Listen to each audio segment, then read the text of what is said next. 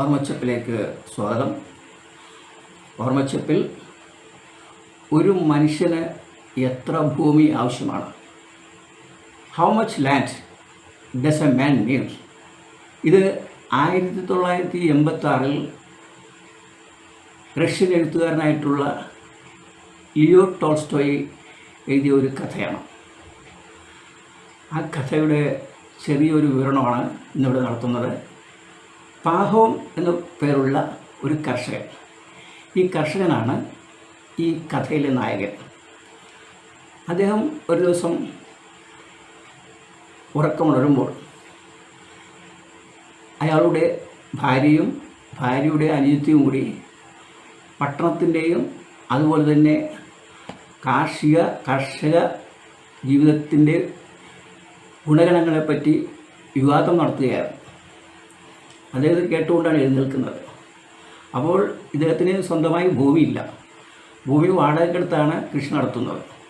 കുറച്ച് ഭൂമി സംഘടിപ്പിക്കാൻ വേണ്ടി അദ്ദേഹം അവിടെ നിന്ന് പുറപ്പെടുകയാണ്. അങ്ങനെ പോകുമ്പോൾ ലഷ്കറുകൾ എന്ന് പറയുന്ന കുറേ ആളുകളെ കണ്ടുമുട്ടുകയാണ്. അവർക്ക് ധാരാളം ഭൂസ്വത്തുകളുണ്ട്. അതേസമയം ലളിതമായ മനസ്സുള്ളവരാണ്. അവരോട് ചെന്ന് വിവരം പറയുകയാണ്. അപ്പോൾ അവർ ഒരു നിബന്ധന വെക്കുകയാണ്. 1000 റൂബിൾ നൽകുകയാണെങ്കിൽ താങ്കൾ ഒരു സ്ഥലത്ത് സ്റ്റാർട്ട് ചെയ്ത് ആവുന്നത്ര ദൂരം നടന്ന് ഓടിയെത്തി അവിടെ പോയി ഒരു പോസ്റ്റ് സ്ഥാപിച്ച് വീണ്ടും തിരിച്ചു സന്ധ്യയ്ക്കുമ്പോൾ വരികയാണെങ്കിൽ താങ്കൾ നടന്നു വന്ന ആ വഴികളെല്ലാം സ്വന്തമാക്കാം, അല്ലെങ്കിൽ ആ സ്ഥലമെല്ലാം സ്വന്തമാക്കാം. നിങ്ങൾക്ക് നഷ്ടമൊന്നും വരില്ല. പക്ഷേ സന്ധ്യയ്ക്ക് ശേഷമാണെങ്കിൽ താങ്കളുടെ സ്ഥലവും നഷ്ടപ്പെടും, അതുപോലെ രൂപയും നഷ്ടപ്പെടും. ഇവൻ ഭൂമിക്ക് വേണ്ടിയുള്ള ആവേശത്താൽ സംബന്ധിച്ച് ഒരു പോസ്റ്റ് നാട്ടിയിട്ട് അവിടെ നിന്ന് നടക്കുകയാണ്. നടന്ന് പിന്നെ കുറച്ച് ഓടി നടന്നു. അങ്ങനെ ഏതാണ്ട് അതുപോലെ ഒരു 2 മണിയായപ്പോൾ അദ്ദേഹം വിശ്രമിക്കാനിരുന്നു പാഹോ.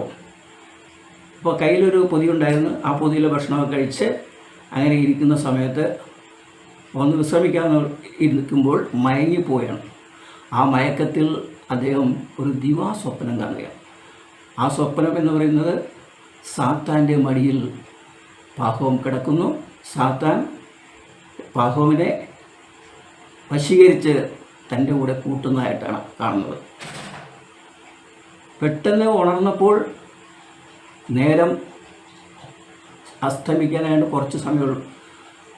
പാഹോം ഉടനെ തന്നെ തിരിച്ചു ഓടുകയാണ്. സ്ഥലം കിട്ടണ്ടേ, സന്ധ്യക്കുമ്പോൾ അസ്തമയത്ത് മുമ്പ് എത്തണം. തിരിച്ചു ഓടുകയാണ്. ഓടി തളർന്നു പാഹോം ഒരിടത്ത് വീഴുകയാണ്.